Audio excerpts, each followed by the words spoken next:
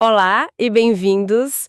Hoje a gente vai mergulhar fundo numa crença sobre o fim dos tempos que é muito específica e bem influente para um certo grupo. A profecia do decreto dominical, Um tema fascinante. com certeza. E para guiar nossa análise, a gente tem um livreto chamado Decreto Dominical, Fato ou Ficção. Foi escrito por Dirk Anderson, que, olha que interessante, cresceu dentro da fé que prega essa doutrina, a Igreja Adventista do Sétimo Dia. O que dá uma perspectiva de dentro, né? Exatamente. Então a nossa missão aqui é entender de onde veio essa ideia, como ela foi mudando com o tempo e o principal, se ela ainda faz algum sentido hoje. É uma profecia bem cinematográfica, eu diria. A fonte descreve a crença da seguinte forma: em algum momento no futuro, os Estados Unidos... Que eles identificam como uma besta do Apocalipse.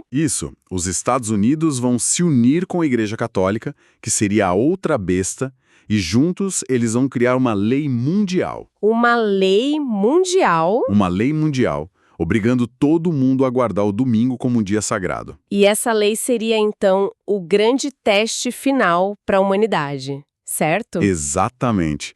Aceitar essa lei e guardar o domingo seria o mesmo que receber a tal marca da besta. Nossa! Já aqueles que se recusassem e continuassem guardando o sábado, que na visão deles é o mandamento original, esses seriam o povo fiel de Deus. Eles teriam o selo de Deus, mas seriam perseguidos. Caçados e perseguidos pelo governo. É um cenário bem drástico. Ok, uma aliança eu, Vaticano, lei mundial, perseguição, é uma história em tanto. Para entender como alguém chegou a acreditar nisso, o autor nos leva de volta para a origem de tudo. Um período de febre religiosa nos Estados Unidos do século XIX. E que período, né? A gente está na década de 1840. A grande estrela do momento é um fazendeiro chamado William Miller. Miller. Ele se convenceu de que tinha decifrado os códigos da Bíblia e calculou a data exata da volta de Jesus. Primeiro, ele marcou para 1843. E não aconteceu. Não aconteceu. Aí ele e os seguidores recalcularam e cravaram uma nova data, 22 de outubro de 1844. Imagina a comoção que isso deve ter causado. De um lado, os seguidores dele, os milleritas, vendendo tudo, largando empregos. Exato, esperando o fim do mundo a qualquer momento. E do outro, o resto do mundo religioso, dizendo que os cálculos dele estavam completamente furados. O autor descreve um clima de muita hostilidade, não é? Muita. Os milleritas começaram a ver as igrejas mais tradicionais, que criticavam eles, como a Babilônia caída, uma instituição corrupta. A coisa ficou pessoal. Totalmente. E então, o dia 22 de outubro de 1844 chegou. E passou. Jesus não voltou. O famoso grande desapontamento. O nome é perfeito. O autor descreve um cenário de devastação emocional, financeira, pessoas que venderam suas fazendas por nada, famílias desestruturadas, um desespero profundo, sabe? O próprio William Miller veio a público e admitiu que estava errado. Fim da história, certo. O movimento acaba ali. Para a maioria, sim. Acabou ali. Mas um pequeno grupo, um grupo bem pequeno, simplesmente não conseguia aceitar que tudo tinha sido em vão. Entendo. E é aqui que a história dá uma virada. Eles criaram uma nova explicação. A data, 22 de outubro de 1844, estava certa. Mas o evento é que foi mal interpretado. Como assim? A ideia era: Jesus não veio para a Terra. Ele teria passado para uma outra sala no santuário celestial para começar uma nova fase do julgamento. Foi a forma que eles encontraram de salvar a data. E é desse pequeno grupo, que nasceu dessa decepção e isolamento, que vai surgir a Igreja Adventista.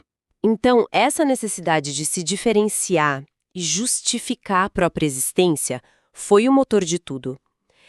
E a fonte aponta para uma figura central nisso, um personagem fascinante. Joseph Bates, um capitão de navio aposentado. Bates era o líder de uma facção ainda mais radical, os Adventistas da Porta Fechada. Porta fechada. Isso, porque eles acreditavam que, depois de 1844, a chance de salvação estava literalmente fechada para todo mundo que não tinha acreditado na mensagem do Miller. Nossa, bem exclusivo. Bem exclusivo, era um grupo pequeno, isolado, e Bates precisava de algo forte para unir esse pessoal e diferenciá-las de todas as outras igrejas que ele já via como condenadas. E ele encontra essa coisa num panfleto sobre a guarda do sábado. Exato. Ele vê no sábado a ferramenta teológica perfeita. E o que o autor descreve a seguir é impressionante. Bates não apenas adota o sábado, ele constrói toda uma nova profecia em torno dele. Uma nova profecia? Sim, ele previu um novo período de teste para a humanidade que duraria exatamente 7 anos, de 1844 a 1851. E em 1851, aí sim, Cristo finalmente voltaria. Peraí, 7 anos. De onde ele tirou isso? Parece bem específico. É aqui que a coisa fica. Bem criativa. Segundo a fonte, a justificativa teológica dele veio de uma interpretação muito particular de uma passagem lá no livro de Levítico. Levítico? Do Antigo Testamento? Sim, uma passagem que fala sobre 7 manchas de sangue no altar. Uau! 7 manchas de sangue para prever um teste de 7 anos no século XIX. A fonte detalha como ele fez essa conexão, porque, assim, à primeira vista parece um salto teológico gigantesco. O autor não aprofunda na exegese do Bates, mas destaca o quão criativa e, convenhamos, forçada a conexão parece. Mas funcionou para o grupo dele. A ideia era, durante esses 7 anos, quem aceitasse o sábado receberia o selo de Deus. E quem ficasse com o domingo? Receberia a marca da besta. Era um teste claro, com lados bem definidos. Mas aí veio 1851 e, de novo, nada aconteceu. A credibilidade do Bates deve ter ido por água abaixo. Como essa doutrina sobreviveu a um segundo grande desapontamento? É aí que entra a figura mais importante da história adventista, Ellen G. White. Ela era uma jovem que afirmava ter visões proféticas. Ah, sim. E no momento em que as teorias do Bates estavam prestes a ruir, ela começou a ter visões que confirmavam justamente a importância do sábado como grande teste final de Deus. O autor argumenta que as visões dela funcionaram como um selo de aprovação divino, sabe? Um resgate profético. Exato. Resgatou as ideias do Bates e as solidificou como a doutrina central do novo movimento. Então a profecia vai se moldando conforme as necessidades e os eventos. E isso continua, não é? A ideia da perseguição começa a tomar uma forma mais concreta. Sim. Em meados do século XIX, em alguns estados americanos, existiam as chamadas leis azuis, que proibiam trabalho aos domingos. Certo. Alguns adventistas foram presos por trabalharem em suas terras no domingo, já que guardavam o sábado. E foi nesse contexto de perseguição real, ainda que pontual, que Ellen White escreveu sobre uma futura perseguição em escala nacional. Baseada nessa experiência local. Exatamente. Uma perseguição que culminaria num decreto que daria ao povo liberdade para entregá-los à morte. A experiência real alimentou a profecia futura.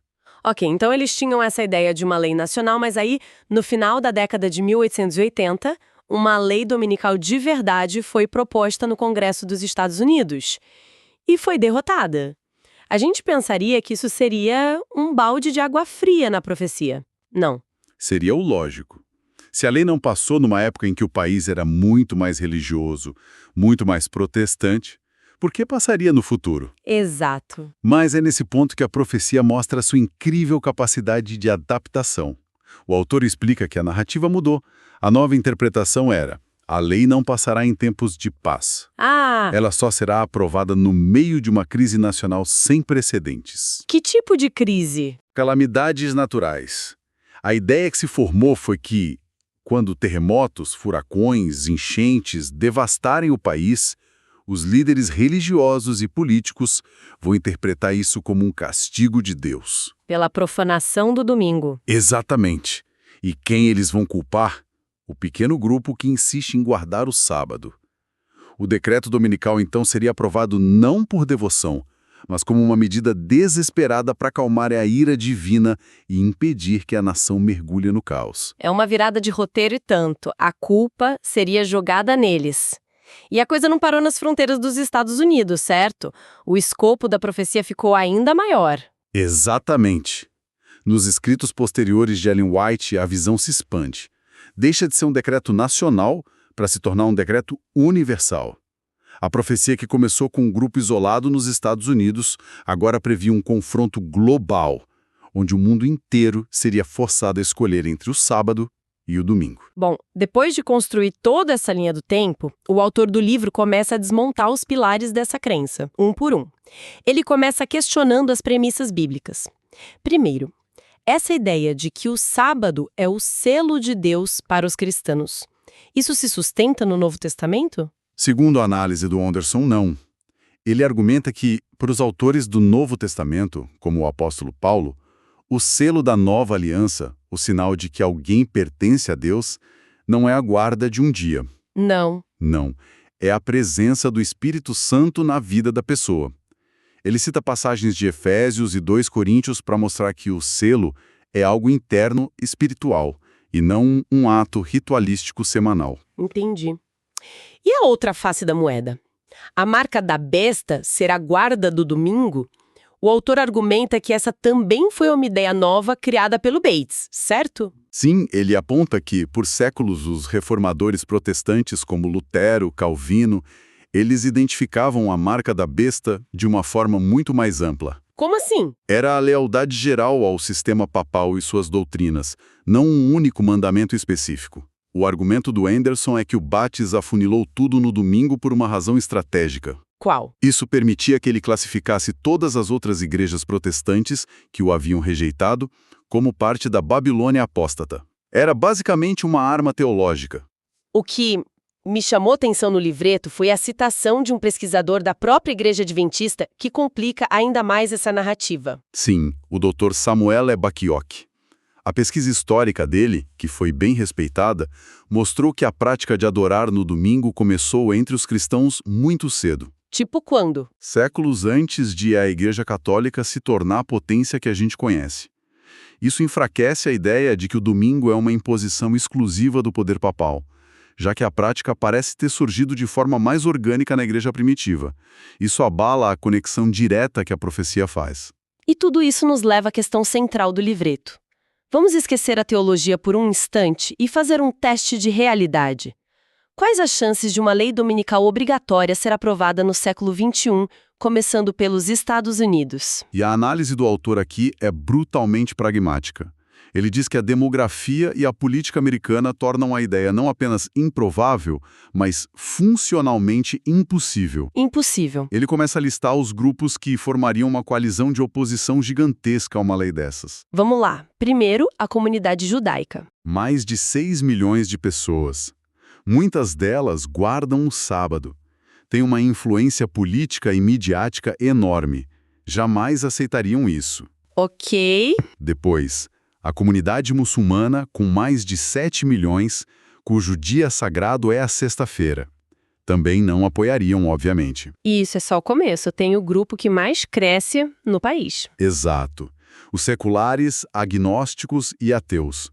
Cerca de 30 milhões de pessoas que, nos últimos anos, têm tido um sucesso tremendo em processos judiciais para remover símbolos religiosos da esfera pública. Com certeza. A ideia de o governo impor um dia de adoração cristã seria o prato principal para eles. E ainda temos outros cristãos, como mormons, muitas igrejas batistas, que são defensores ferrenhos da separação entre igreja e Estado. E aqui vem a parte da pesquisa que eu achei mais surpreendente de todas. A gente imagina que os maiores defensores do domingo estariam na linha de frente pedindo uma lei, certo? Seria a lógica. Mas o autor cita a Aliança do Dia do Senhor, a Lord's Day Alliance, que é o principal grupo com essa bandeira nos Estados Unidos. E a posição oficial deles, numa declaração pública, é o oposto do que a profecia prevê. O que eles dizem? Eles afirmam que não apoiam a imposição legal do domingo a ninguém e que defendem a liberdade de culto para todos. Nossa, isso desmonta um pilar central do cenário de perseguição. Totalmente. Porque se nem os maiores interessados querem forçar a lei, quem iria? É um dado demolidor. E se o cenário já é impossível nos Estados Unidos, a ideia de um decreto universal fica ainda mais fantasiosa. Como os Estados Unidos conseguiriam impor uma lei de adoração cristã à China comunista, à Índia hindu ou aos mais de 50 países de maioria muçulmana.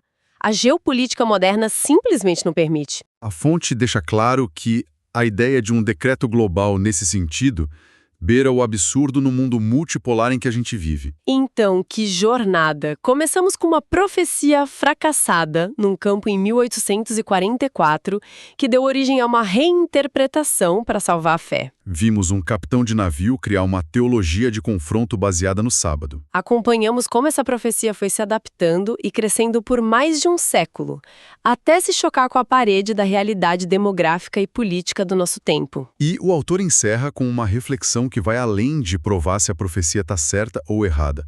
Ele propõe uma análise do impacto humano dessa crença. E qual seria? Isso levanta uma questão importante. Uma doutrina focada quase que inteiramente numa perseguição futura que divide o mundo entre salvos e perdidos, com base num dia da semana. Ela serve para unir as pessoas ou para criar mais medo e desconfiança? Uma boa pergunta. Ela prepara os fiéis para um conflito inevitável ou os distrai dos problemas éticos e sociais muito reais que o mundo enfrenta agora? É uma pergunta poderosa.